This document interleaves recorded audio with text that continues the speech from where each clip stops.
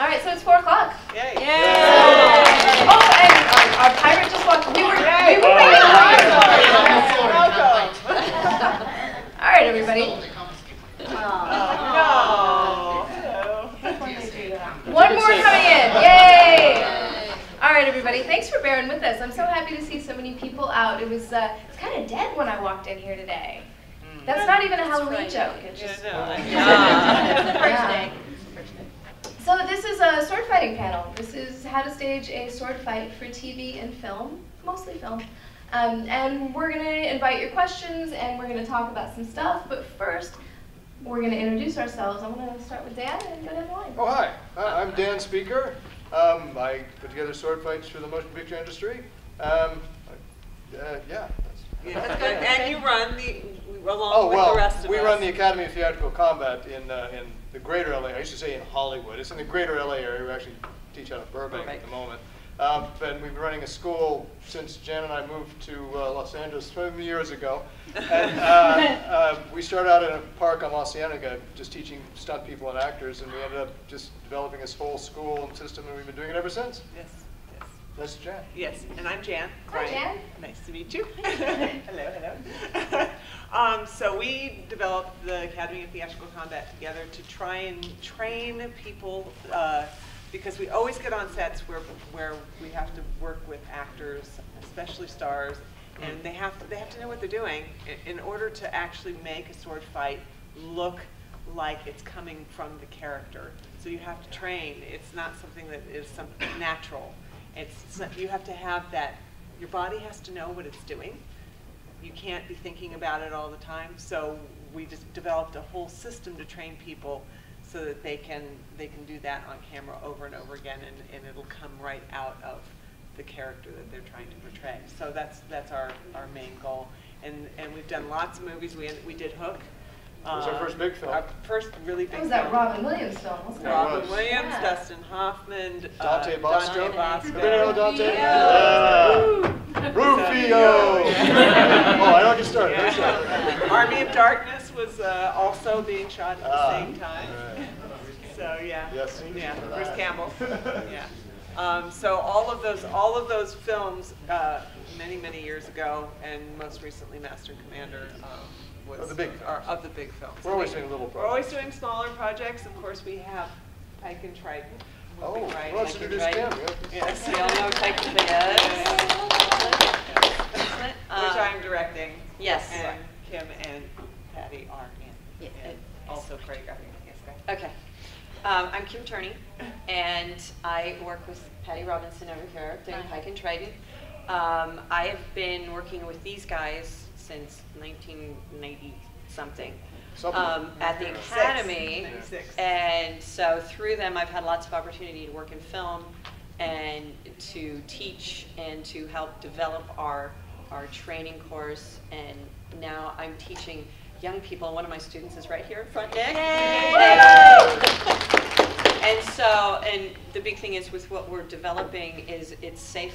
We develop safety within each move, and so we can teach, when we teach the move, the safety goes with it, so you learn how to be safe with each other. So now we're able to teach younger people, and feel pretty confident about it, and they're awesome. And when we teach, I'm sorry, and I'm taking a thing, and when we teach, we also teach people about how to set up the angles for cameras, so you have a sixth sense about how that works. So and we'll talk about that. Yeah. So, and also, we've done other web series. I do mostly web series. We did Perils of the Pirate Princess like 5 years ago, I think, right when web series were first coming out, and we originally did it for phones, and then we realized that technology went, no, we're on web series, now we're on the internet. Before so HD. It went so fast. And so we did that. We did another web series called Fight Class.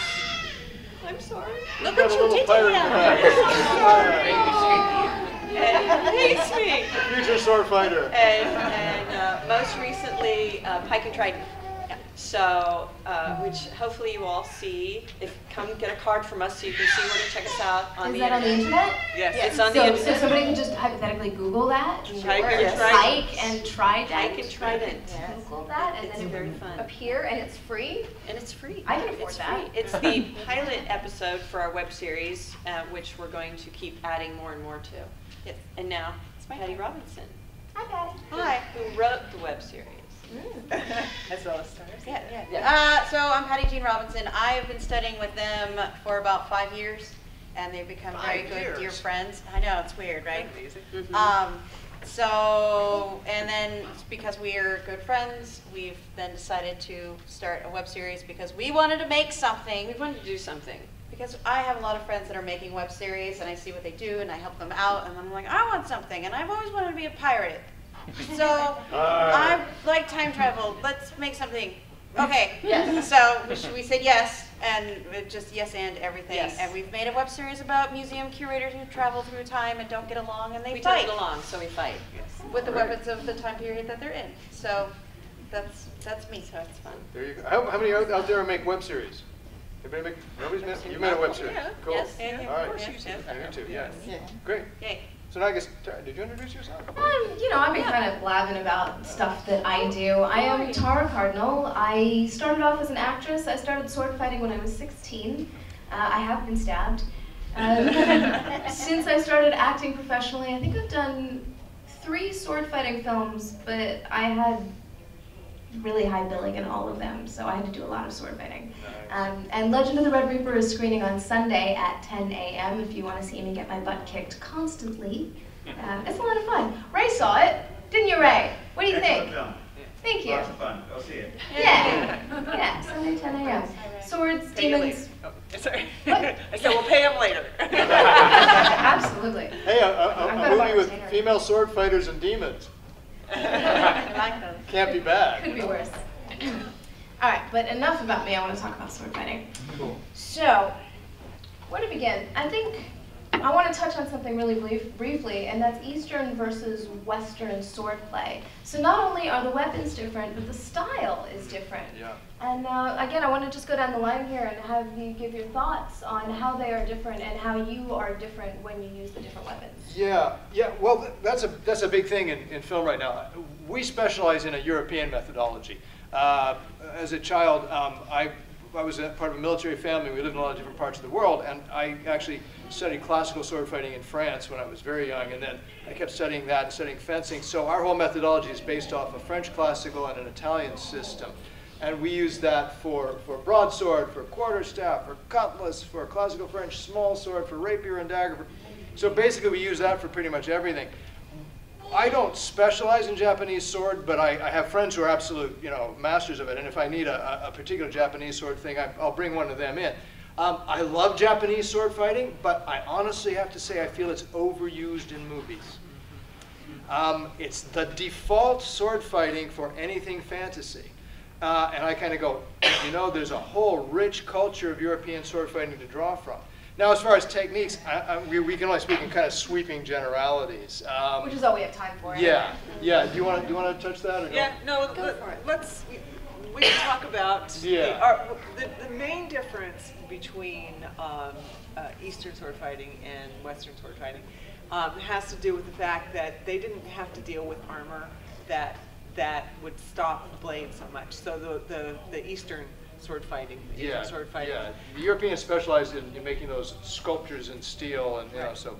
So you use a lot of impact cuts Yeah. for European sword fighting because you have to get through the armor. You have to get the edge. It's not so much slicing as it is impact, Breaking through and banging getting on the each meat underneath. other. Right. Yeah. So that's the main difference, and Yeah. then that informs. Like we always go back to the style. That informs the way the body has to move in order to make those movements, which for the European sword fights are impact.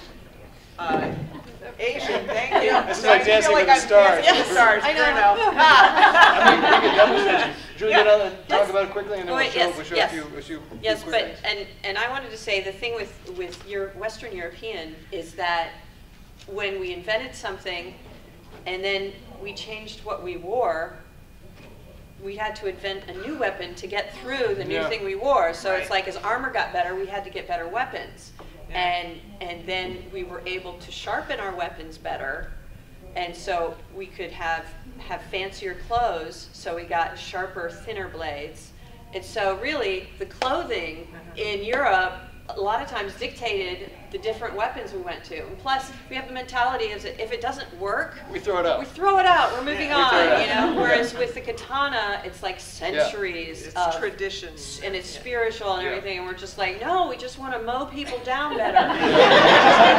You know. And so I have a Gatling gun, but now I have an Uzi. So it's the same, and that mentality is through the ages, and that's how it. The fact that you mentioned the guns is one of the major things that happened in Europe was the easy accessibility of firearms, which initially caused armor to get thicker and heavier, so you had to get heavier weapons to get through to the meat underneath. But then, as the firearms developed, it got so that the weapons, that no armor could actually stop the firearms. So they actually started getting rid of armor, and that's what developed the scientific methodology of sword fighting, which is what we find so beautiful for the movies. So should we? I mean, let's joke. Patty, did you want to add anything? No. They're my teachers. I am a student.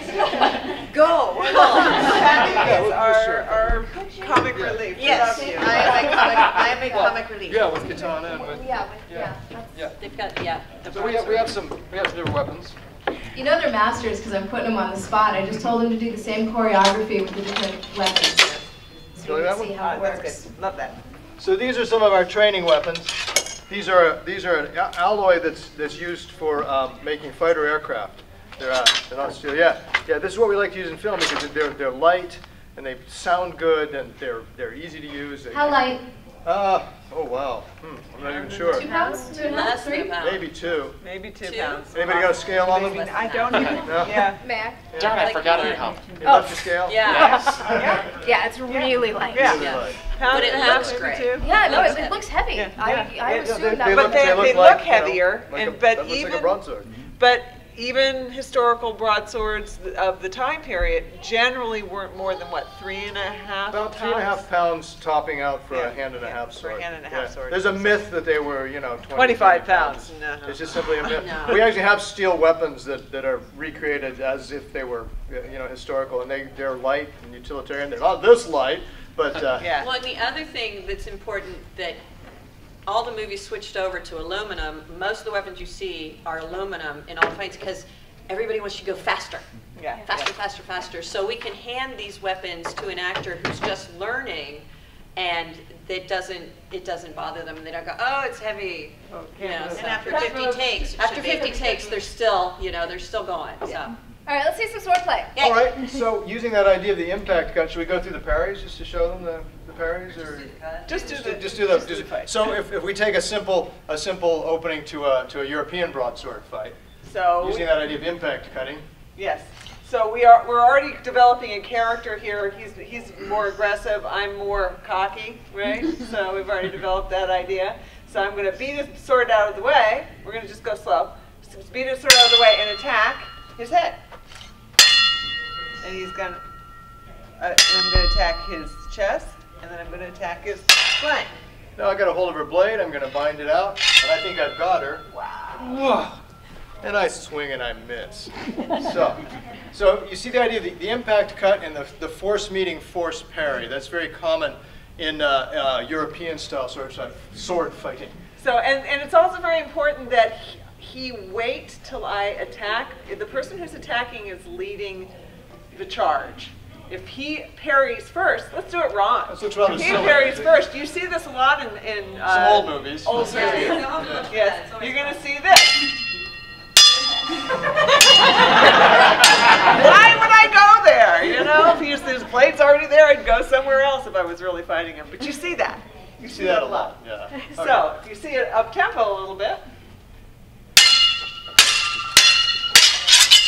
Oh, hi. So that's a basic sort of opening to European. Obviously, we'd have other sections end up with her killing me. So you see how they're beating each other, right? That's what they're doing. It's blow, blow, blow, blow, blow. Yeah. It's the sword basically replaces the arm. It's force meeting force is common. Right. Size and strength are king. If you take a katana, we have some lovely alloy katanas. There you go. Thank you. Oh yeah. Oh, Check that yeah. out. She's never held one of these before. I know, it would have made it so much easier, wouldn't it? Huh. I did this movie called Scarlet Samurai, and wow. This would have made I it a don't lot even, better, huh? Is there something in my hand? I can't tell. Oh, this is great. This is great. So you notice when you hold a katana, it's a little bit different than A bit. A bit. It is a bit. when you hold a regular sword. Do you want to explain that, or? No? Okay. One of the main differences is with European sword fighting, the lead hand is the tight strength hand, and the grip is opposite the webbing of the thumb. So you're making a chop like that. In some forms, because there are different forms of traditional Japanese sword fighting, but in most of them, the lead hand is actually loose, and you're opposing with the palm, and you're gripping down further and using the backhand to draw the edge through, because you're making what's known as a draw cut rather than an impact cut. Again, speaking in absolute, sweeping general, because you can still do an impact cut with the katana, and you can actually do a draw cut with the broadsword, but the general usage is that this tends to be drawn through, because you're slicing bamboo and possibly iron link armor and not having to try to crack through steel chainmail and plate armor. So that's the main difference you find. So instead of meeting a force and force parry, if Jan was to make that cut at my head, I would try to deflect that and let it glance off. Boom. Now I might use the edge. Some katana purists say you only use the flat. The experts disagree, so I go with whatever works. You can use the flat of a katana, because this is another difference. The inner portion here, which is known as the tang of the blade, is built differently than the inner portion of a European sword. European swords have a weakness this way, so if you hit it flat this way, it might actually over time break off in here. Katanas are actually thick and chunky in there and held with little bamboo pins, so you can actually deflect a little easier with the flat. But again, I'm speaking in general, because you can actually deflect with the flat of a broadsword if you know what you're doing. All right, so watch how they move the blade using the bottom. Right, because it's actually the bottom hand that's doing the movement. Go ahead.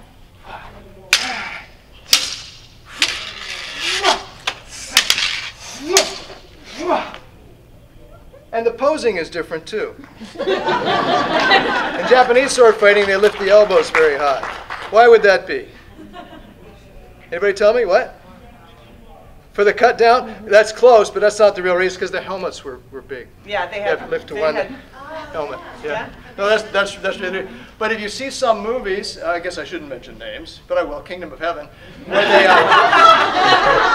they're using a European style broadsword, and all of a sudden they're talking about the low guard and the high guard, and I'm like, well, no, wait a minute, that's not European sword not fighting. European methodology. But And they were using, and Liam Neeson's left-handed, so he was using it in his left hand. Yeah. Which, if any of you know anything about whether people were allowed to use their left hands in that part of history, that's a little footnote to European They history, were not. isn't it? Yes. yeah. Yes. The mano sinistra in Italian, the sinister hand. They taught you not to use it. So. But that's another sideline. Are you going to do it full speed? Oh, sure. Oh, are we? Do it, yeah. Oh, all right. Go for it. So it's basically this choreography that we're doing with this sword is the same choreography we were doing with the other sword with a slight Asian twist. Doesn't look like the same choreography, does it? Yeah. We'll show you why. Yeah, we'll show you why. I know. Yeah. Do you have enough room there? I know. I'm afraid to go full speed because of the distance. Yeah. Usually I just kind of make my footwork up as I go along.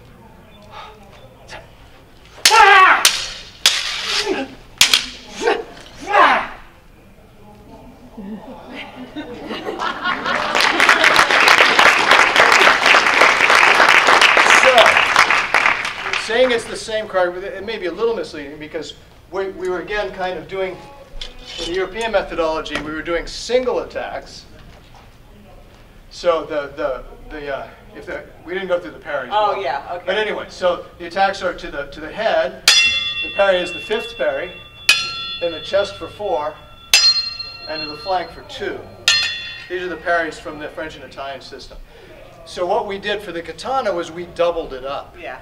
We doubled it up. So And we also did a lot of back and forth moves as opposed to. But instead of just the continuous attack, which is more common in European, we doubled up the same move. So instead of the 1 head cut, we did 2 head cuts. Head cut, back to head cut. Chest cut. And as you notice, we did a thrust. Back to a chest cut. Back to a thrust, rather, to chest. Then the flank cut. And instead of my returning that, I thrust for the body. Boom, which you speed away there. We could do those moves with this, and if we did those, what kind of a look do we get?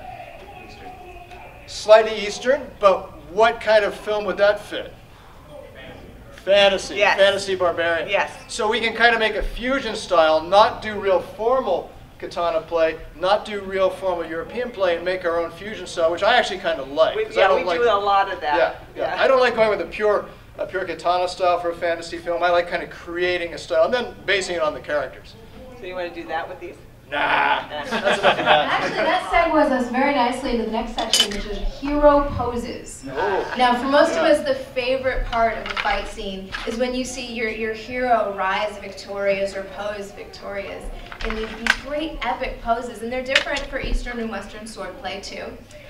But Bruce Lee was famous for it, right? He was the one who really mastered it, where he'd beat down his opponent and then he'd make a face or he'd make a fist or he would do something. And it was just beautiful. So I'm going to have these guys, actually might as well stay down there. Yeah, we can do the posing part. You do the posing part. Everybody grab a sword. We're all going to do the posing part. Does that mean they're posers? Yeah. These posers are going to show you their favorite finishing move and how to pose with the sword. And so when you're making a sword fight with a camera, right, whether it's photography or video, at the end you want to see your hero win.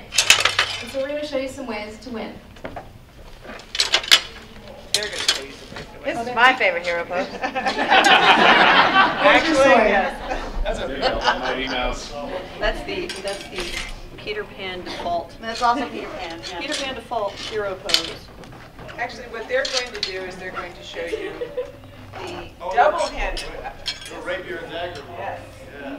And this came along after we had guns and the armor started to go away. So now we have these long pointy blades, so we can just stick each other. But the nice thing about rapier and dagger, to go on back to the idea of posing, is that because you have 2 weapons, it gives you more possibilities of posing. Yes, Dan? It's really pretty poses. Yes, really pretty poses. As you go through, there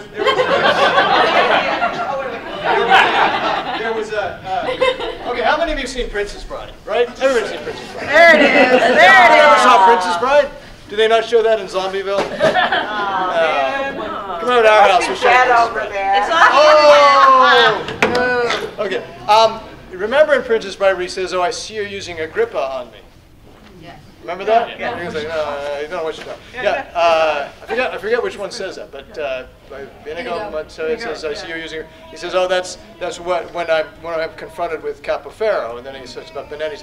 These are actual real masters of sword fighting from the 1600s. Actually, Agrippa started in the 1500s, and who wrote treatises on sword fighting. Agrippa is credited with writing the first scientific treatise on sword fighting, which relates to the rapier and dagger.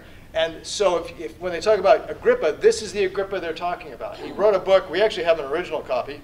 That was expensive. From 1568. And it has woodcuts, or I guess they're not woodcuts, they're engravings, that were, according to the legends, they're not marked, according to the legends, were done by Michelangelo, who was a friend of Agrippa's. Nobody really knows.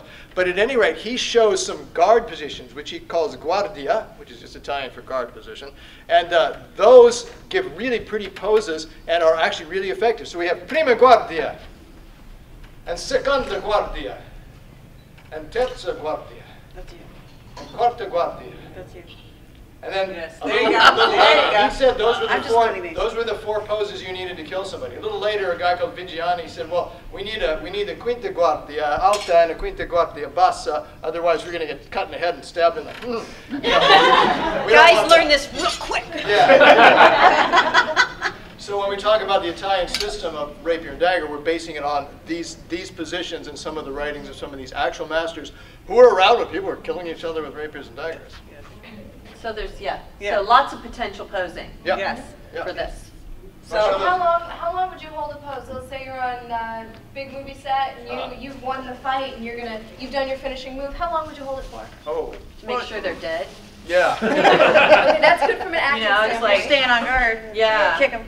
Yeah. Generally, an on guard position though, you would find your guard, your pose, in the beginning. Right. Not before you've killed them, but before you've started their. I personally think that's kind of a character choice, how long you hold it at the end. How long would you hold it at the end? If I'm acting or directing, that's two different things. All right, let's go from the acting standpoint. Go from the You're acting. I'm going to hold that move until the director says cut twice. Cool. Excellent. And if you're directing and your actress is holding it until you say cut, what are you going to say? I give it 10 seconds. Yeah, Which nice. seems like forever when you're the one holding the sword. Yeah. But it looks fantastic on camera. The longer you hold a specific pose for, whether it's with your fist or with your foot, you're throwing a kick or a sword, the more powerful it looks, especially if you don't shake. Oh yeah. Well, you might be a little quivering after that big fight. But that's how you know who's the winner and who's the loser very definitively. And when you start talking about camera angles, that's when you're going to have your Steadicam push in on your hero. Oh yeah. Yes. Oh, yeah. Well, and the thing you can do now with a high def is you've got 10 seconds, 15 seconds of that pose, so you can go in as close as you want and still be in focus. So you can like section it off, or you can cut away and come back. So I'm going to remember that. That's good. Narrowing the eyes down only. Yes. And that's something that doesn't take much skill in terms of sword play. So if you've got your stunt doubles coming in doing the blah blah blah, and then you've got your hero actor, and they've done that, you have them do the finishing move, and then you push in on your actor. They didn't have to do anything. They're literally just standing there, but it sells the whole fight. Okay. Usually they're not even breathing heavy. That's You true. finish doing your fight and you're like, and they just come in. It's like off of a bandbox. I'm here. I won. I'll be at craft services. So, did you want to show? Do you want to see? Because we can do what they just did, the same fight with these weapons. Oh, yes, absolutely. Okay, so again, it's the same choreography, 5-4-2 bind swipe, with these weapons. And if Jen, would you like to give us? But we can Okay, here, wait. Sorry, I'm having It's a fine, safety moment. moment. Safety moment. Watch Patty go back, have her feet fly out, and she goes down. Something when and you're I on stab set, her, a lot and of people have wires and cords everywhere, Yes. and they don't even realize actors are rehearsing with weapons. And you'll see a PA just walk on through as this happens. So Yeah. safety is huge because it's not just about how we're fighting, it's about the whole crew as well. Because- so you have to make sure about And they're that. so focused on what they're doing. Yeah. And you're so focused on what you're doing, and it's And at our terrible. school, the people who have the weapons in their hands are the people who are responsible for the safety of everybody around them. It seems counterintuitive, but absolutely. If someone's walking through, if Patty is driving Kim back, then Patty is responsible for Kim's back and vice versa. So we have that safety factor going on as well. And basically, you have to keep those weapons in your periphery. You can never draw it back. We try never to. Cameraman. Yes. Cameraman. And the Steadicam guys will come. They'll come right up here, and you're just here, and you don't even know they're there. And you go back to do something, and it's like, why are you so mad? Okay. So, and whenever Jan says in class, we take all these safety, we take them on set with us. Wherever we are, where we're using weapons, all the safety factors come with us. So, shall we mark? Shall we mark for Yes. Yes. you come Marking, down to everybody that understand step. what marking is? What does marking mean? That was good. Marking is when you go through the moves of the fight, but you do it slow speed with you're working the timing out with your partner and also working the timing out a lot of times for the camera. Anybody know why it's called marking? Ah, yes. Yeah. Anybody? Why? Yes. They're not going full out.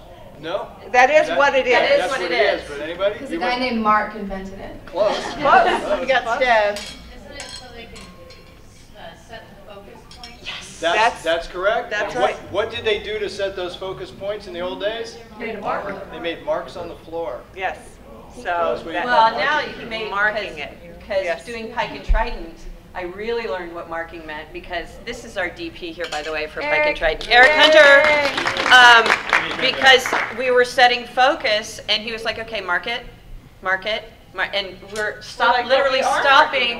Yeah, we're marking, and then I realized, oh no, they're marking the focus wheel. Yeah. So details. All right, we're marking. And we're marking it. And action.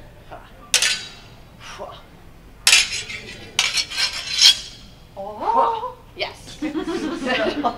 So again, the targets are, do it again, slow motion. Okay.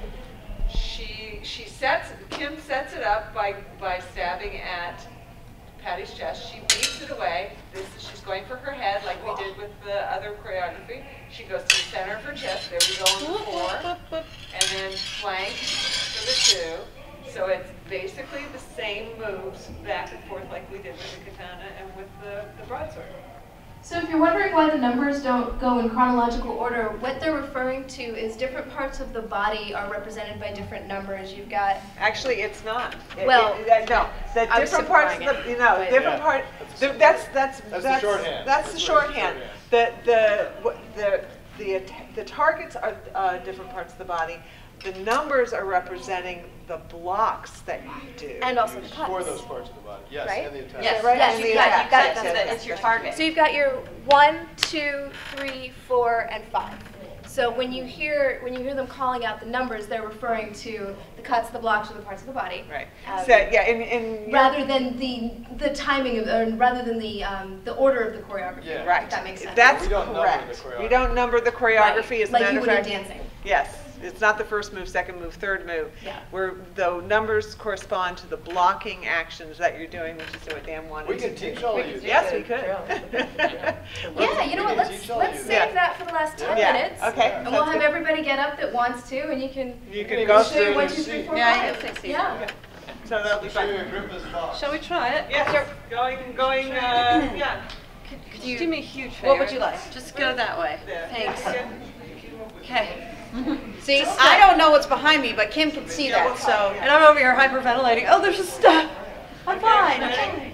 All right. Okay. Can you give us an action, Chica? Ready?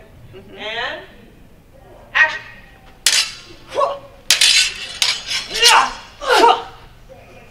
There you go.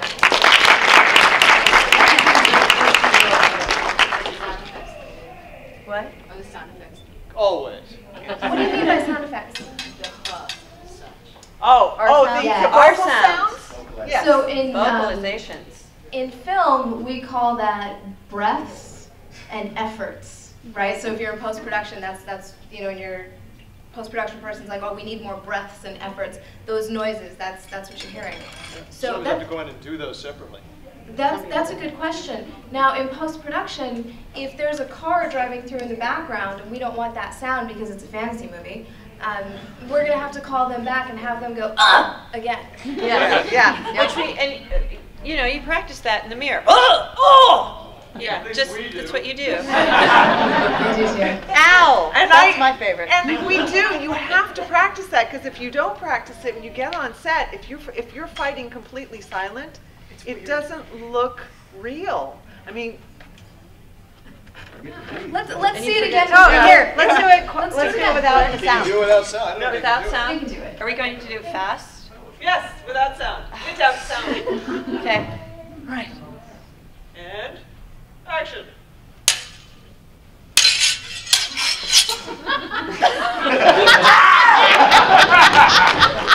It's weird. It felt really weird to hold it back. I know. Don't do it. The breathing is so much a part of the movement. Yeah. It's really It's important.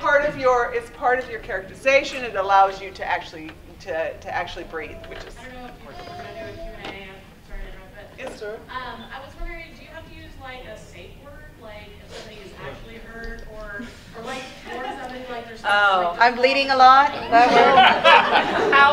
don't actually have a formal safe word. That's We just we cut. just go, ow, stop, cut. No, Yeah. Cut. Things like that. Hold. If you're in danger, if you've been wounded, or I'm looking at Patty and suddenly Patty has blood, which would be awful. Cut. Actually, And- I usually I don't hold. usually yell cut on camera if I'm not the director. But I will say stop. Stop is a good one. Stop. Hold. Yeah. It's true. We were, when we Stop were and hold is shooting good. Pike and Trident, we were in the Viking time period, so we had sword and shield, and my sword got caught with my sleeve, and she was starting to attack me, and I was like, hold! Okay, you did. And then I was, okay, buddy, but like the sleeve had gone over the hilt, and it was just, hold. Everyone hears that. But and that's good because we didn't yell cut, so No. everything kept moving. The sound kept moving, and the film kept moving, and so you don't lose that. So we had the rest of that take except for that moment. Yeah. Exactly. So you can use the beginning and the end of that take if it's just a hold. Right. When you cut, it Yeah. tends not to work out as well. I've been in situations where I got kicked in the head once, and that was the choreography, except he was supposed to miss. That's supposed to really impact your head. Yes. So after I realized I was okay, I did the rest of the fight, or at least the rest of the choreography in that take. So but I was really glad that they didn't cut because I didn't want to do that again. Once you've been kicked in the face, you don't want to do it again. Did you say hold, or what did you say? No, I didn't. I was so stunned. She sucked it I up. was so. Is it the choreography? I was on all fours, and he was supposed to kick past my head, which the camera has no depth perception. But he got me right here, steel-toed boots, big guy, and then the impact is supposed to flip me over on my back, where he does something else to me. I don't remember now. And I saw it later, and for me, I felt like I was there for like 5 minutes, going, where am I? Am I okay? Who am I? Whatever. But it actually happened very quickly. So I took the hit, and I went, and then flipped over. Yeah. So I was fine. But I was glad that they didn't cut, that they kept going. Then there was another instance where I was doing a sword fight, and either I parried too high or he cut too low, but I took the blade on the knuckles. Ow. And we were using steel blades, not these aluminum nice. things Yes. that I want to take home with me. Yes. We can get you some. We know where you can get them. We know And it was a sword and baby fight. So I've got a baby in one arm and a sword in the other. Can you block with a For pepper example, or- Malcolm. It depends on if they have any reps from the union. Oh, baby union, no.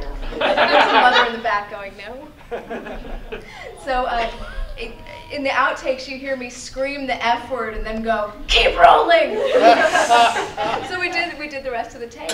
And then from then on out, it was a question of getting the rest of that scene as quickly as possible before my hand swelled up and I couldn't fight anymore. So there are pros and cons to cutting and holding and stopping and moving on, but it's all about, I like to let the person who's been injured make that call. Yeah. Yeah. Or the director. The director is another one. I mean, the director and your stunt coordinator are the people who should have stopped it if he had kicked you in the head. That's just a pleasure.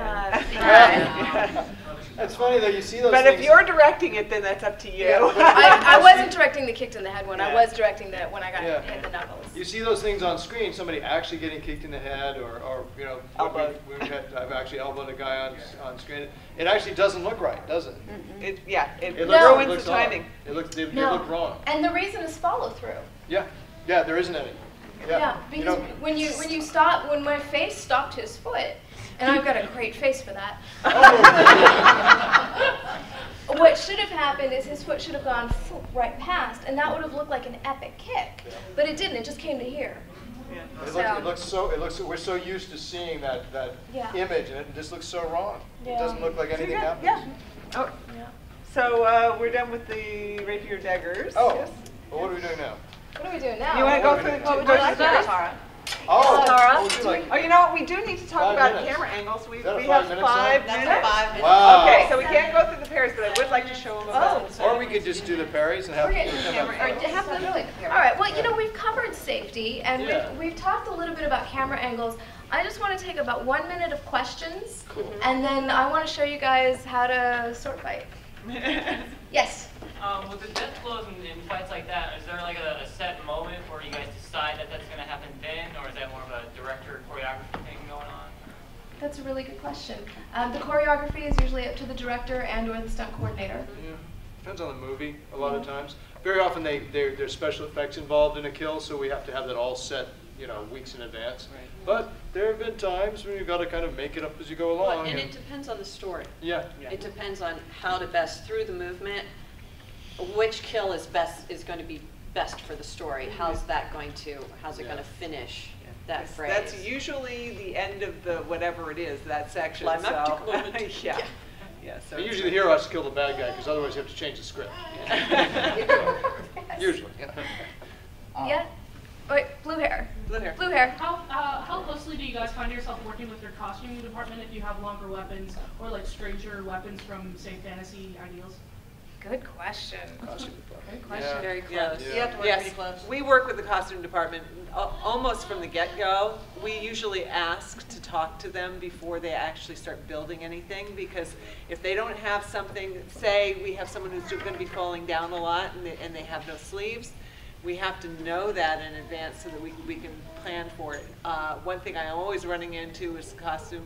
People want to put safety pins and things. And when you have stunts, you just can't use safety pins. You know, little things like that. Yeah. But the costume departments have saved my butt a bunch of times, going, oh no, we need to build this pad in for this person because we know they're going to end up on the, I want to work with those costume people. but you That's have what to, I'm you gonna have give to them the talk big to them sets. ahead of time. You can't wait for them to build things and then Right. find out that, you know, it's too late. Yeah. So So yeah. if you look at the drawing and you see there's spikes coming up Yes. off the shoulder costume, well, this Yeah. guy cannot do this. Yeah. So, Yeah. so if you can get there at the drawing board stage, that's the best. That's what we love, is to be a part of the whole creative process. Okay, one more question. Yes. I recently read an article from the guy who did the fight choreography for Coriolanus over in England. Yeah, Richard Ryan. Yeah, Richard Richard Ryan. Ryan. Yeah. And he talked about in the article about as the fight goes on, he likes to incorporate more speed to seem more frenetic, like the fighters are fighting to their last wit's end. But through similar work, I found that the slower and bigger moves actually describe the physical exhaustion better, because they don't have that finesse left over from the beginning of the fight. I wanted to hear what your thoughts were on that. Well, yeah, that's sort of Depends esoteric, on because the you're talking project. about what's the story, and Yeah.